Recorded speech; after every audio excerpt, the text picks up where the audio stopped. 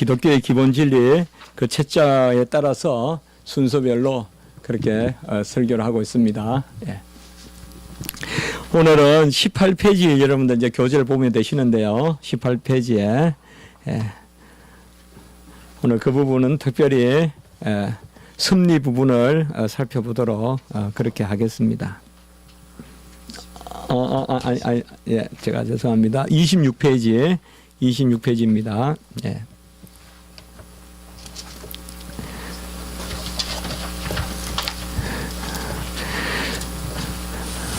섭리라는 것은 하나님께서 일을 이루시는 하나님의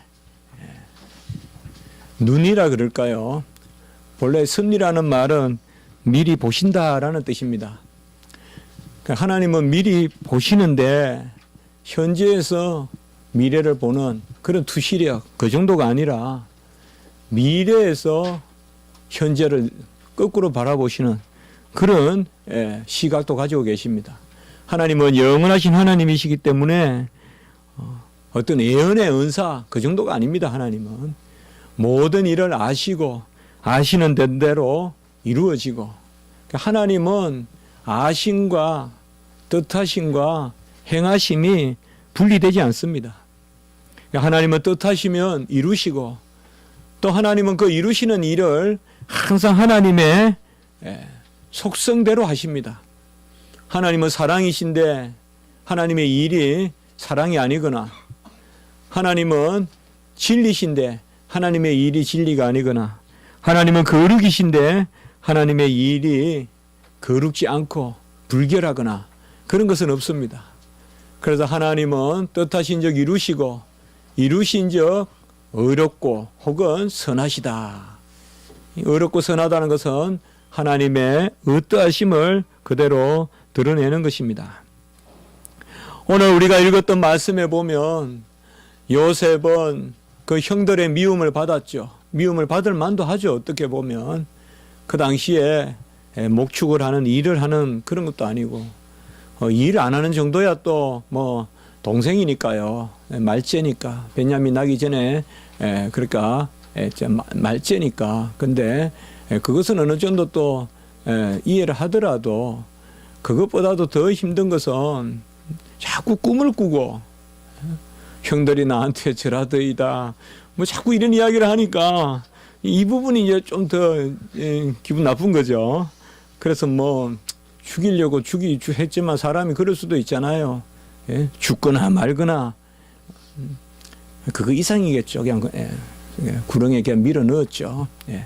근데 하나님은 그런 일을 통하여서 이제 미디안 상인들에게 팔리게 하고 그래서 이제 우여곡절을 겪다가 또 애굽으로 팔려서 보디발 집에 가서 거기서 이제 또 명민함을 드러내니까 이 요셉이 또 잘 보디발 극에서 일종의 이방인 아닙니까? 이방인이고 얼마나 그 시대장 보디발의 집에서 인정받기가 어려웠겠어요.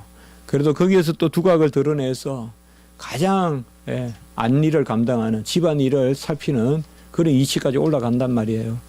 그러다 보니까 이게 이제 또 이방 여인의 눈에 뜨이는데 그 여인이 그냥 결혼하지 않은 처녀면 좋겠는데 그 보디발의 아내가 또 이 요셉을 좋아한단 말이죠. 그래서 이 요셉이 이것은 있을 수 없다. 이제 그 기준이 뭐겠어요? 율법이죠. 어떤 뭐 애굽의 법에 따라 안 된다 그게 아니죠. 애굽의 법이 세상의 법 같으면 어떻게 보면 피하려고도 했을지 모르겠어요. 그러나 요셉은 하나님의 말씀대로 살기 때문에 아직 율법을 주시기 전이지만은 율법을 주시기 전에도 하나님의 법은 있어요. 에덴 동산에서부터 하나님의 명령은 있고 그것은 다른 게 아니라 하나님의 어떠함을 쫓아 살아야 되는 거예요. 하나님의 어떠하심을. 그래서 남자와 여자가 떠나 한 몸을 이룰지라라고 해서 한 몸, 두 복수를 쓰지 않았어요. 한 남자와 두 여자가 한 몸을 이루라고 하지 않았고 그렇기 때문에 이런 정확한 것을 이미 에덴 동산의 말씀을 아는 그런 하나님의 백성이기 때문에 그런 보디발의 아내 그런 유혹을 물리치고 그러다 보니까 또 극한 상황에 이르게 되죠. 얼마나 그게 어렵습니까, 여러분들? 예. 어떻게 보면 이미 보디발의 아내가 유혹했다는 것은 이래도 죽고 저래도 죽는 거예요. 거절해도 죽고 받아들여도 죽고, 한마디로 어찌할 수 없는 그런 딜레마 같은 상황이죠. 그러면 이왕 죽을 바에야 그냥 같이 아내로 삼고 죽자. 그게 좀 더 좋은 길로 안 보이겠어요. 그런데 요셉은 그 길을 택하지 않았죠. 그래 이제 또 시대장의 보디발의 그 감옥에 들어가죠. 가장 악한 사람들, 곧 죽을 사람들이 이제 잡혀 있는, 특사가 내리면 살지만은 특별한 일이 없으니까 사형을 당하는 그런 감옥에 이제 또 들어간단 말이죠. 이런 우여곡절을 겪고 어려움을 겪었고, 그 가운데서 또 하나님이 그 꿈을 해몽할 수 있고 또 그런 기회를 주셔서 요셉을 이제 이략 국무총리로 정말 1인 지하 만인 지상이죠. 그야말로 우리나라 하면 영의정 자리에 올려줬단 말이죠, 하나님이. 그래서 그 자리에서 이제 일찍이 그에게 꿈을 주은 대로 이제 풍년과 흉년이 오고, 이런 가운데서 그의 형제들이 또 곡식이 없어서 찾아오고, 또 그 일로 말미암아 형제들과 회우하고 만나고, 결국은 이 일로 이스라엘 야곱의 그 지파들이 70인이 내려오는, 그래서 결국 12지파가 애굽에 안착하게 되는, 그래서 애굽 땅에서 종살이를 하고 고생을 많이 했지만은 어쨌든 200만이라는 그 당시의 근동의 인구로는 결코 적지 않은 그런 큰 민족을 이루는 거죠. 400년 만에. 그 이런 일들이 어떻게 우리 인간의 생각으로 가능하냐? 이것은 오직 미래를 아시는 분만 아실 수 있다는 거죠. 현재에서 미래를 바라보면서 사는 우리는 이런 계획을 잡을 수도 없어요. 인간 10억을 모으고 60억을 모아도 누가 이런 계획을 만들어낼 수가 있겠어요? 저도 언젠가는 간증할 기회가 있을지 몰라도 저도 살면서 그런 생각이 들더라고요. 세상 사람이 다 모여서 백날 연구해도 이 방법을 찾아낼 수 없을 것이다. 그 방법으로 하나님이 유학 때 저를 도우시더라고요. 그 방법으로 어떻게 보면 더럽게 만드셔서 구렁이 같은데 막 구렁에 던지고, 그러면서도 끝내는 하나님이 이루시더라고요. 이건 하나님이 아니면 할 수 없는 마음이에요. 미국에서부터 벌써 계획을 이루셔서 영국에서 그게 드러나게 해서 영국에서 미국에서부터 하나님이 이렇게 하셨구나, 그런 고백을 할 수 있게끔 하시더라. 이런 것이 바로 섭리입니다. 섭리입니다. 오늘 5절에 보면 하나님이 생명을 구원하시려고 나를 당신들보다 먼저 보내셨나이다. 이것은 그저 요셉의 겸손과 요셉의 온유함이 아닙니다. 이것은 분명히 진리죠. 바로 하나님 앞에 하나님의 섭리. 당신들이 나를 죽이려고, 형들이 나를 죽이려고 그런 것 같지만은 아니다. 나는 그 감옥 안에서 많은 걸 생각했다. 난 구름 안에서 많은 걸 생각했다. 하나님의 섭리다. 하나님의 섭리다, 이것도. 이건 절대 요셉이 어떤 겸손을 뜻하거나 요셉이 온화해서 형들 것을 없이 해줬거나 그런 차원이 아닌 것이죠. 7절에도 보면 하나님이 큰 구원으로 당신들의 생명을 보존하고 당신들의 후손을 세상에 두시려고 나를 당신들보다 먼저 보내셨나이다. 이것은 아브라함의 언약과 이삭의 언약을 또 그의 아비에게 주셨던 그런 야곱의 언약, 바로 후손을 별과 같이 모래와 같이 하시겠다는 것을 기억하고 요셉이 지금 이야기하는 것이죠.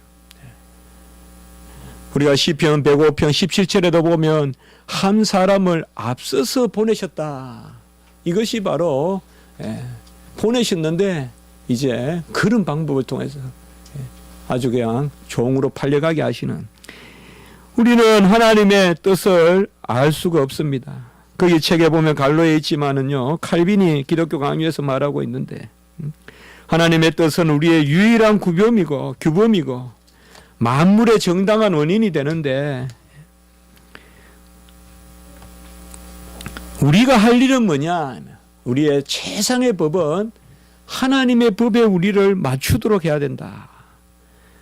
그리고 하나님의 섭리는 만물이 정한 대로 움직이는 원리고, 그것이 흘러나오는 것은 은인은 알 수가 없으나 모두가 옳은 것이다. 이렇게 섭리를 다루면서 기독교 강의에서 이야기하고 있습니다.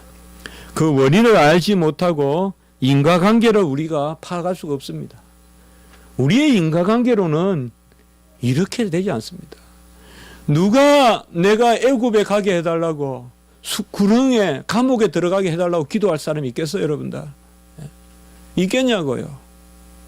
누가 국무총리가 되고 누가 하나님 앞에서 쓰이기 위하여 나를 사자에게 던져달라고, 불 속에 던져달라고 다니엘과 세 친구 같이 기도할 사람이 있겠냐고요.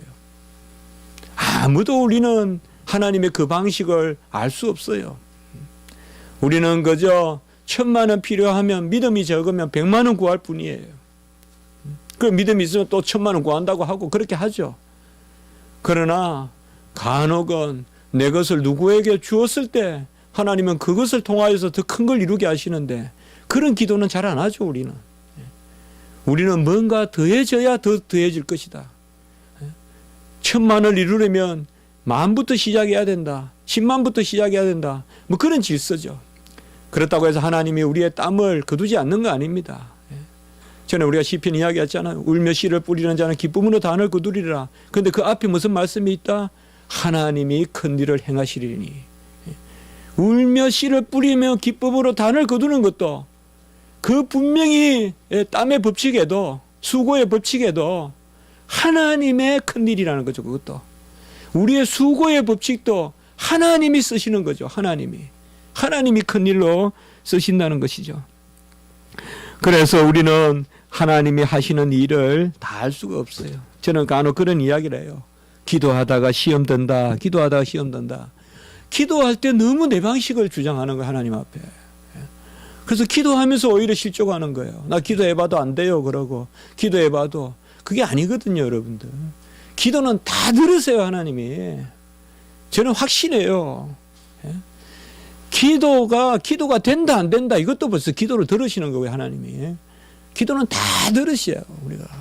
우리 자녀들이 말해도 한마디도 안 놓치잖아요. 우리가 자녀들, 부모도 다 깨어 있잖아요. 자녀들이 아빠 뭐 부족해 이러면 해주든 안 해주든, 어느 기가 저보고 옷 사달라 그러면 해주든 안 해주든 마음에 담고 있거든요. 다 기도는 헤아리거든요. 그러나 최선의 방법은 구하는 자에게 있지 않아요. 구하는 자에게 최선이 된다면 그건 이미 베푸는 자예요. 우리는 하나님 앞에 구하는 존재예요. 하나님의 인자를 간구하는 존재예요. 구하는 자는 베푸는 자에게 의지해야 돼요. 그 방식을. 그러나 그 방식을 우리가 다 알 수는 없어요. 대체로 일상의 법칙에 따라, 보편 법칙에 따라 우리가 구하지만은 정말 하나님은 오히려 그 방법을 넘어서서 행하심으로 하나님의 어떠하심을 우리에게 드러내시려고 합니다. 그러니 우리는 가장 귀한 것은 구하고 기다리는 거예요. 구하고 기다리는 거예요. 인내예요. 그걸 성경은 온유함이라고 해요. 구하고 기다리는 것이죠. 하나님은 스스로 계신 분이고 사랑이시기 때문에 스스로 계시고 사랑하시는 하나님은 살아계시다. 하나님은 살아계신 하나님, 살아계신 하나님은 사랑의 하나님. 이것도 제가 신학교 가기 전에 많이 이 부분을 제가 큰 은혜를 받았었습니다. 그래서 하나님은 살아계시면 사랑이신데 살아계시니 사랑이시다. 살아계시면 하나님은 사랑이에요. 근데 하나님 살아계시잖아요. 하나님은 움직이면 사랑이에요. 우리는 움직여도 여러 가지 그림자도 있고 어둠도 있고 부정적인 것도 있죠. 어느 사람이 나타난다고 항상 즐거운 건 아니죠. 그러나 하나님은 살아계시면 사랑이에요. 그래서 하나님의 움직임은 전부 사랑이에요. 우리에게 맞추셔서 필요한 것을 주시는데 욥이 이 질문을 던졌죠. 왜 고난을 당하는가? 이제 요업은 고난에 대한 질문을 던졌죠. 사실 요업은 뭐 죄를 지었기 때문에 고난을 당한다, 그 정도 수준이 아니거든요. 요업은 그야말로 그 너머의 질문을 던지는 거거든요. 과연 하나님의 섭리가 뭐냐 이거죠. 그러니 하나님은 요업에 대해서 네가 왜 10명의 아이를 잃어버렸고, 네가 어찌하여 재산을 다 도둑 맞고 장막이 무너지고 몸에 독창이 나가지고 기아로 긁고, 그것을 설명하지 않았어요. 오히려 욥에게 나타나신 하나님은 욥기 38장에서 48장, 41장까지 보면 그저 내가 하늘을 지을 때 네가 어디 있었느냐, 네가 어디 물밑까지 내려가 봤느냐, 네가 깊은 바닷속을 걸어봤느냐, 그저 이런 이야기만 해주세요. 그러니까 욥이 깨닫는 거예요. 우리도 지금 남산 뒷산에 꽃이 한 송이 폈다가 지는, 그거 다 하나님 뜻이거든요. 그걸 우리가 알 수 있느냐? 구름이 모였다가 흩어지는 걸 알 수 있느냐? 지금 이때 계절의 이 추위를, 그 섭리를 알 수 있느냐? 그러니 욥은 40장 4절에 이제 드디어 우리 하나님을 깨닫고는 나는 미쳐나오니 무엇이라 주께 대답하리까, 손으로 내 입을 가릴 뿐이로소이다 라고 이렇게 이야기하고 있습니다. 한마디로 여호와를 인정하는 것이요, 그리고 내 이성을 부인하는 것이죠. 그래서 손으로 내 입을 가릴 뿐이다. 요한복음 9장 3절에 보면 우리가 실로암, 요한복음 9장에 실로암 사건 나오잖아요. 주님께서 그래서 선천적인 그런 눈먼 사람을 낫게 하시잖아요. 그래서 사람들은 조상의 죄 때문에 저 사람이 맹인이 됐다 했는데, 주님께서는 뭐라고 말씀합니까? 그에게서 하나님이 하시는 일을 나타내고자 하심이라. 저 사람이 왜 질병이 걸렸는지, 저 집이 왜 저렇게 지금 어려운지, 역으로 말하면 혹은 저 집은 어찌 저렇게 번영하는지, 이런 것에 대해서 저 사람이 잘났으니까, 저 사람이 요새 착하니까, 혹은 저 사람이 악하니까, 이런 인과관계를 섣불리 말하지 말라는 거예요. 조상이 죄를 지었으니까 저렇게 눈먼 아이가 낳지, 그렇게 말하지 말라는 것이에요. 실로암의 사건에 그에게서 하나님이 하시는 일을 나타내고자 하심이라. 우리 인생은 하나님의 필연성에 매여야 합니다. 그러나 하나님은 분명히 필연적인 계획이 있어요. 우리를 향한. 아멘. 분명히 필연적인 계획이 있어요. 우리 아이들, 우리 자녀들 분명히 필연적인 계획이 있어요. 그러나 우리는 그 하나님의 필연성을 우리의 필연성으로, 우리의 인과관계로 해석하고자 해서는 안 됩니다. 틀려요. 그것은. 하나님의 필연성은 하나님이 이루시는 거예요. 아무도 그것을 속단할 수가 없어요. 우리는 다만 하나님의 뜻은 알 수는 없어도 하나님은 우리를 사랑하시기에 충실하시다는 고백 가운데 사는 거예요. 이것이 바로 신실하신 하나님을 믿는 거예요. 같이 합니다. 우리는 하나님의 뜻을 다 알 수 없으나 하나님은 우리를 사랑하시기에 충실하시다는 것을 믿는다. 이게 바로 신실하신 하나님을 믿는 거예요. 신실하신 하나님은 내가 하자는 대로 해주시는 하나님 아니에요. 내가 이리 가자면 이리 가고, 내가 이렇게 기도하면 이렇게 기도해 주시고, 내가 달라 하면 주시고, 내가 여기까지면 여기까지, 그런 하나님, 신실하신 하나님 아니에요. 그것은 어떻게 보면 이미 하나님이 우리 안에 갇혀 있는 거예요. 어떻게 보면 그건 우상이에요. 우상은 내가 조종할 수 있어요. 우상은 내 주머니에 넣고 다닐 수 있어요. 우상은 내가 만들 수 있어요. 조각할 수 있어요. 그러나 하나님은 만물을 지으신 분이기 때문에 하나님의 어떠하심을 우리가 다 알 수가 없어요. 다르건대 하나님은 오히려 우리의 필연성을 넘어서 응답하실 때가 많다는 거죠. 꼭 이렇게 하실 것 같은데 그 넘어서 전혀 다른 방식으로 일하실 때가 많다는 거죠. 그걸 우리는 헤아려야 돼요. 어찌 하만이 하만의 장대에 달릴 줄 알았겠어요. 당연히 모르드게가 달릴 줄 알았고, 하만은 비단 옷을 입고 말을 타고 백성들 앞에서 행진할 줄 알았지. 그러나 하만이 달렸잖아요. 하나님의 뜻은 우리의 인과관계로 다 파악할 수가 없습니다. 시편 40편 5절에 보면 여호와 나의 하나님이여 주께서 행하신 기적이 많고 우리를 향하신 주의 생각도 많아 누구도 주와 견줄 수가 없나이다. 내가 널리 말하고자 하나 너무 많아 그 수를 셀 수 없나이다 라고 이렇게 말하고 있습니다. 주께서 우리를 향하신 생각도 많아서 하나님은 우리를 사용하시되 오직 하나님의 뜻 가운데서 우리를 사용하시고 그 가운데 섭리를 베푸십니다. 지금 기도하십니까? 하나님의 능력을 의심하지 마시고 하나님이 주무신다고 의심하지 마시고 오히려 그 기도가 하나님의 뜻에 합한지를 생각하십시오. 네 이웃을 내 몸같이 사랑하라 했다면 우리가 누군가를 사랑하기 위한 이웃을 베풀기 위한 기도를 한다면 필히 하나님은 응답하실 것입니다. 다만 그 방법은 우리가 생각했던 것과 다른 방법일 수 있을 것입니다. 내가 너로 말미암아 영광 받기를 원하신다고 하고 내가 네 공부를 통하여 영광 받기를 원하신다면 하나님은 분명히 잘 공부할 수 있도록 교수도 만나게 해주실 것이고 저는 부족했지만은 그런 믿음이 있었습니다. 최고 교수하고 공부하게 해주시옵소서. 그렇게 기도했습니다. 최고 교수하고 공부하게. 너무 없으니까요. 간단하더라고요, 기도가요. 그리고 교회에서 장학금 받지 말고 학교에서 장학금 받게 해달라고. 그렇게 기도하니까 편하더라고요. 하나님은 우리를 향하여서 주님의 뜻을 이루되 전에도 제가 그런 설교했죠. 이 부분 하다. 농부가 일을 하다가 이제 자식이 둘인데 공부 다 잘한대. 옛날에는 보면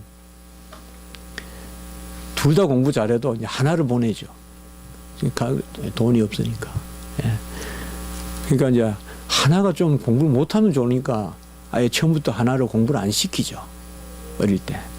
일부러 그래요. 어차피 다 대학 못 보내니까. 그러면 이제 딱 주로 이제 장남만 공부를 많이 시키고 차남이나 둘째나 셋째는 처음부터 공부를 좀 등한시 하도록 그걸 유도를 하죠. 그래서 집에 일을 하러 갈 때도 나가서 일하러 데려가서 일 시키고 그 장남은 공부하러 놔두고 이제 그런 것들이 부모님을 열망할 것이 아니라 둘 다 키워봤자 돈이 있어야 대학을 보내죠. 오히려 그때 가서 많이 울고 문 닫아 놓고 나오지도 않고 저 우리 시골에 많이 봤거든요. 공부는 잘하는데 돈이 없으니까 맨날 문을 닫아놓고 나오질 않는 거예요. 그 형이 고대를 갔어요. 고대 공대를 갔단 말이에요. 그 동생 다섯 식구 다 공부를 잘했어요. 막내는 경희대 치대를 갔는데 둘째도 공부를 잘했어요. 그래가지고 막 울다가 결국 대학교 먹어요. 그건 대구 상고를 나왔어요. 아예 상고를 보냈는 거예요. 상고 나와서. 그런데 대구 상고 나와도 대구 상고 그때 참 좋았단 말이에요. 대구에서. 우리 시골에서 대구 상고가 어렵단 말이죠. 그러니까 그렇게 이렇게 하는데 농부가 이제 자식이 둘인데 둘 다 공부 잘하니까 이거 소도 한 마리 팔아가지고 이게 할 수가 없잖아요. 지금 농사를 짓는데 지금 농사 붙이는 거 가지고는 할 수가 없잖아요. 이 부모가 돼보면 현실을 어떻게 삶이 우리를 쏘기는 어떡하겠어요. 현실을 결단해야 될 것 같아도 안 되는 일이 있고 그러니까 이제 이 농부가 하나님 앞에 기도하잖아요. 하나님 제가 원래 저에게 힘을 더 주셔서 논을 지금 열마지기를 내가 나무에 논을 이렇게 붙이고 있는데 20마지기 좀 붙일 힘을 달라. 그래서 이제 둘 자녀 어떻게 등록금이라도 마련하게 해달라. 그러다 이제 하나님은 그 기도를 이제 들으셨죠. 그 농부가 일하다가 갑자기 그 힘을 달라라고 막 이러면서 기도하는데 갑자기 그냥 간절히 내려앉는단 말이죠. 그 힘을 달라고 했는데 어떻게 하나님은 또 그 다리를 꺾으시냐 이 말이죠. 그런데 탁 우러앉아가지고 거기에 이제 보니까 거기에서 그냥 기름 냄새가 나더라 이 말이에요. 갑자기 이제 예하가 유럽으로 가죠. 네. 우리나라 예하로 하면 온천이 돼야 되는데 예. 기름 냄새가 나더라고요. 그래서 네. 하나님 어떻게 건강 달라고 했는데 이 다리를 꺾으십니까? 다리를 꺾으니까 기름 냄새가 나. 유전을 발견한 거죠. 논에서 유전을 발견했다는 게 좀 이상하지만 유전을 발견한 거죠. 예. 어찌 농부가 농사를 지어서 그 힘으로 어떻게 2배를 하겠어요? 농부는 벌써 열심히 일하는데. 잘해봤자 10% 더 일하겠죠. 20%.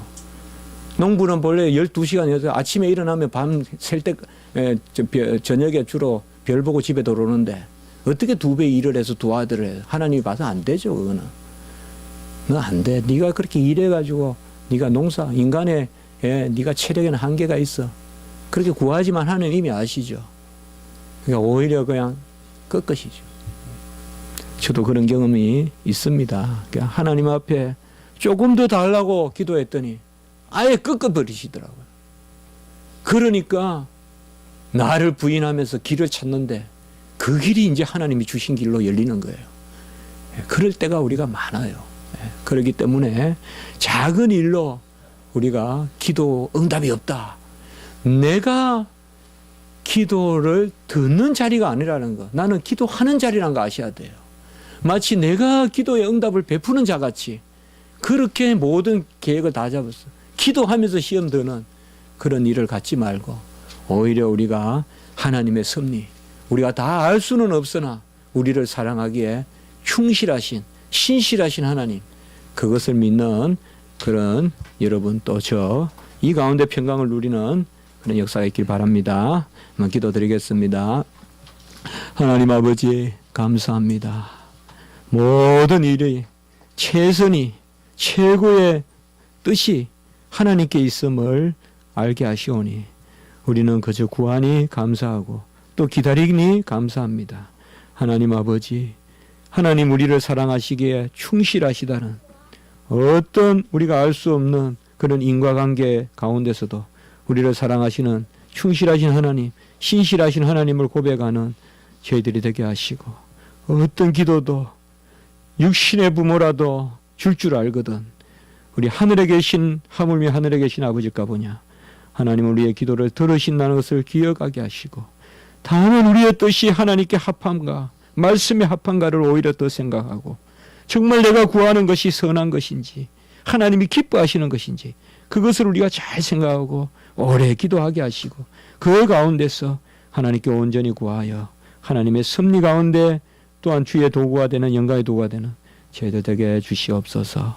감사합니다. 우리 교회 모든 성도님들 또 가정들 이러한 하나님의 섭리에 놀라운 신실하신 하나님의 은혜의 장기는 역사가 있게 주시옵소서. 예수님의 이름으로 기도드리옵나이다. 아멘.